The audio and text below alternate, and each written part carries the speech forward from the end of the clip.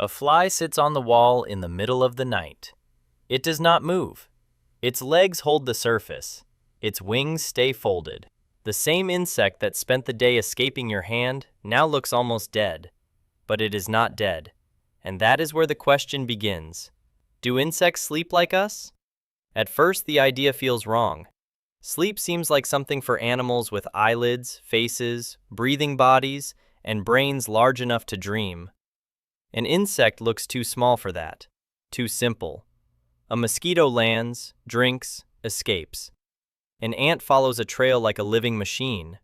A bee leaves the hive, finds flowers, returns with directions, and does it again. Nothing about that looks like a creature that needs to stop and disappear into sleep. But scientists had a problem. Some insects kept going still in ways that looked too organized to be random rest. They were not just pausing for a second. They were entering a state that happened at certain times, lasted longer than normal stillness, and made them harder to wake. That last part matters, because sleep is not just not moving. A statue does not sleep. A dead insect does not sleep. Real sleep has a strange signature. The animal becomes less responsive to the world, but it can still come back. So researchers turned to one of the smallest animals in science, the fruit fly. A fruit fly has no eyelids. It does not look peaceful. But when scientists studied its daily rhythm, they found something difficult to ignore. Fruit flies enter long periods of quiet rest. During those periods, they do not respond as easily to weak disturbances. And if researchers keep them from resting, the flies later make up for it with more rest. That is one of the strongest clues, because tiredness leaves a debt. If an animal simply stops moving because nothing is happening, there is no debt. But if the body pushes back after being kept awake, something deeper is going on. The fly is not just off, it is recovering. And this is where insects begin to look less like machines. Their sleep is not our sleep. A fly does not have a human brain. It does not pass through sleep with the same body, the same eyes, or the same inner world. But the pattern is real enough that scientists call it a sleep-like state. Not because it looks human, because it behaves like sleep. The insect becomes still. The outside world reaches it less easily. Its body follows a daily rhythm. And when that rest is stolen, the body tries to take it back. Honeybees make the mystery even stranger. A bee does not only rest for itself, it belongs to a working society. Inside the hive, information matters. A bee that finds food may return and perform a waggle dance, turning its body into directions for the others. So scientists asked a strange question. What happens if a bee loses sleep? In one study, researchers disturbed honeybees through the night and then watched their dances the next day.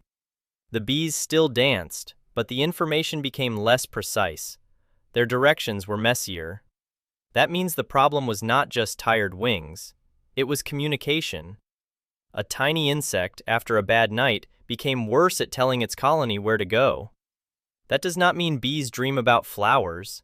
It does not mean a bee wakes up thinking, "I slept badly." But it does mean sleep affects something more complex than simple movement. It changes performance. It changes the accuracy of behavior. It reaches into the system that lets the colony function.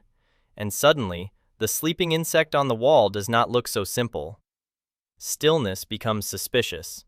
The fly that does not move may be paying a biological debt. The bee resting in the hive may be protecting tomorrow's map.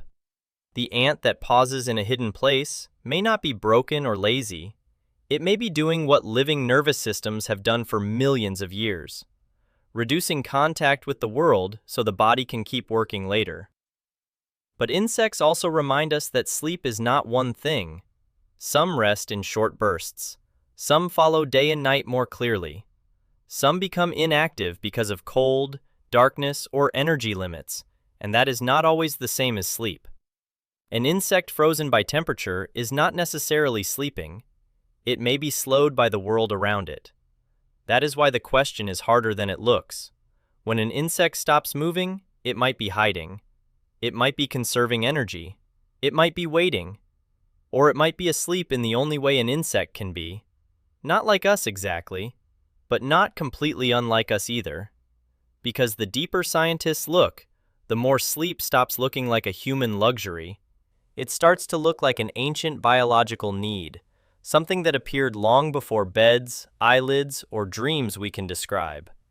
A fly on the wall may never know night the way we do, but somewhere inside that tiny body, the world becomes quieter, the signals fade, the animal stops answering, and for a while, even the smallest machine in nature has to shut down.